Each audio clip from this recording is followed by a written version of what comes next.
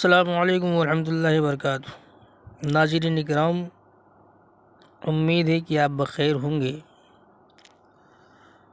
اور اللہ تبارک و تعالیٰ اس مقدس مہینے کے صدقے میں ہم سب کی تمام جائز تمناؤں کو پورا فرمائے۔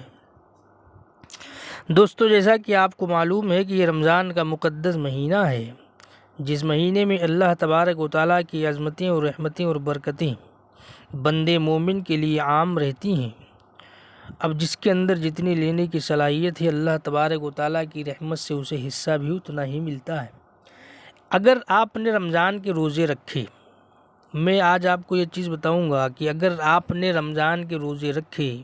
اور نماز پنجگانہ بھی پڑھی، نماز تراویح بھی پڑھی، خدا بند قدوس کے فرامین پہ آپ نے عمل کیا، اس کے فرمان کو آپ نے مانا،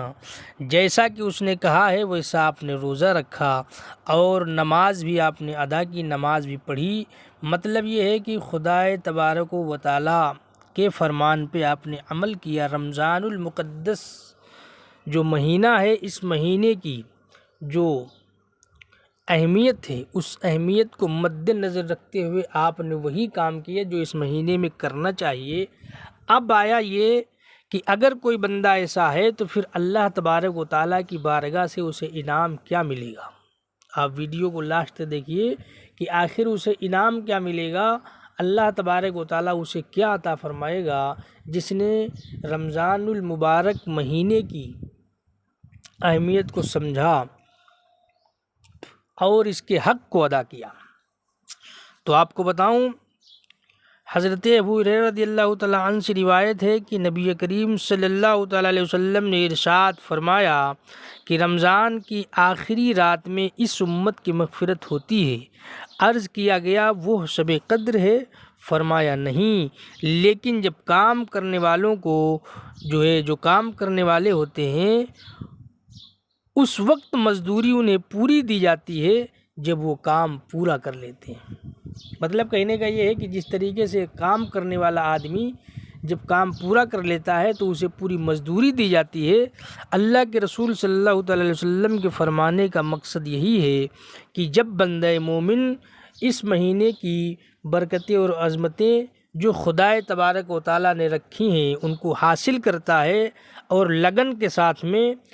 رمضان کے مہینے کا احترام کرتا ہے اور پورے مہینے روزے رکھتا ہے، نماز کی پابندیاں کرتا ہے، تو آپ نے فرمایا پھر آخری رات میں اللہ تبارک و تعالیٰ ان بندوں کو بخش دیتا ہے، معاف کر دیتا ہے، ان کے گناہوں کو بخش دیتا ہے۔ یہ ان بندوں کے لیے انعام ہے جو بندے رمضان کے مہینے کی اہمیت کو جانتے بھی ہیں اور اس پہ عمل بھی کرتے ہیں۔ اللہ تبارک و تعالیٰ ہم سبھی کو رمضان المبارک کے مہینے کا احترام کرنے کی توفیق عطا فرمائے۔ لیکن پیارے، اس مہینے میں صرف روزہ رکھنا، نماز پڑھنا یہی نہیں ہے، کیونکہ اس کے ساتھ ساتھ میں اپنے نفس پہ بھی کنٹرول کرنا، اپنی زبان پہ بھی کنٹرول کرنا، یہ بھی ہر مومن کے لیے ضروری ہے، کیونکہ اس میں صرف بھوکا اور پیاسا ہی رہنا نہیں بلکہ نفس پہ کنٹرول کیسے کیا جاتا ہے اور فحش باتوں سے بچنا یہ بھی ہم لوگوں کے لیے لازم ہے۔ اگر یہ کام ہم نہیں کرتے ہیں تو پھر اس کے بارے میں بھی وعیدیں آئی ہیں، کیونکہ رمضان کے مہینے میں صرف فضیلتیں ہی نہیں ہیں، کچھ ایسی بھی چیزیں ہیں جن سے ہم لوگوں کو نقصان بھی ہوگا۔ لہٰذا حضرت ابو ہریرہ رضی اللہ تعالیٰ عنہ نے کہا کہ حضور تاجدار مدینہ صلی اللہ تعالیٰ علیہ وسلم نے ارشاد فرمایا، جو شخص روزہ رکھ کر بری بات کہنا اور اس پر عمل کرنا ترک نہ کرے تو خدا تعالیٰ کو اس کی پرواہ نہیں کہ اس نے کھانا پینا چھوڑ دیا، یعنی کچھ کھایا پیا نہیں۔ حدیث کے الفاظ ہیں، من لم یدع قول الزور والعمل فیہ فلیس للہ حاجۃ فی ان یدع طعامہ او شرابہ۔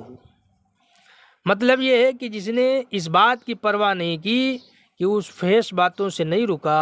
اور فحش باتیں کرنا اس نے چھوڑا نہیں اور اس پہ عمل کرنا نہیں چھوڑا، تو پھر اللہ کے رسول ارشاد فرماتے ہیں پھر خدا تعالیٰ کو اس کی کوئی پرواہ نہیں کہ اس نے کھانا پینا چھوڑ دیا۔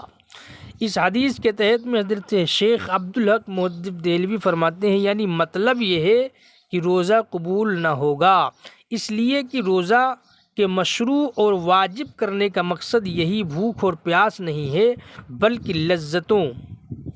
کی خواہشات کا توڑنا اور خود غرضی کی آگ کو بجھانا مقصود ہے، تاکہ نفس خواہشات کی جانب راغب ہونے کے بجائے حکم خداوندی پر چلنے والا بن جائے۔ یہ بھی ہم لوگوں کے لیے ضروری ہے، لہٰذا تمام چیزوں کے ساتھ ساتھ میں ہمیں اس کا بھی خیال رکھنا ہے کہ زبان سے ہمارے وہ الفاظ نہ نکلیں جو نازیبا ہوں، یا ایسی کوئی بات نہ نکلے جو دوسرے کو تکلیف پہنچائے۔ لہٰذا میری گزارش آپ سے یہ بھی ہے کہ جو لوگ ابھی تک میرے یوٹیوب چینل سے نہیں جڑے ہیں وہ چینل سے جڑیں، چینل کو سبسکرائب کریں تاکہ آنے والی ہر ویڈیو کا نوٹیفیکیشن آپ تک پہنچتا رہے۔